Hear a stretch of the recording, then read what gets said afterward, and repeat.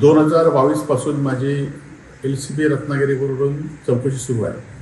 खरं तर चौकशीला माझा कुठलाही त्यावेळी विरोध नव्हता आणि आताही विरोध नाही आहे. परंतु आपण बघितलं असाल की गेल्या 5 वर्षामध्ये अनेक वेळा या चौकशीच्या निमित्ताने माझ्याशी संबंधित असलेल्या अनेक लोकांची चौकशी केली, त्याचे जबाब घेतले. अधिकारी बदल असतात तशा पुन्हा चौकशा सुरू होत असतात किंवा राजकीय वातावरण बदललं की पुन्हा चौकशा सुरू होतात. हे खरं तर माझ्यावर अन्यायदायक आहे.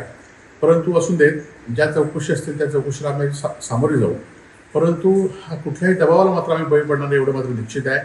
येणाऱ्या काळामध्ये सुद्धा ज्या चौकशी असतील त्या चौकशी आम्ही चौकशीला जी उत्तरं असतील ती उत्तरं मी देईन.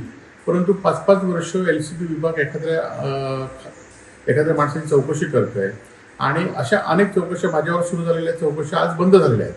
परंतु माझीच चौकशी सुरू आहे, हा माझ्यावर अन्याय आहे आणि या विरोधात सुद्धा मी लढणार आहे आणि ह्या विरोधात सुद्धा चौकशीला मी सामोरं जाणार आहे.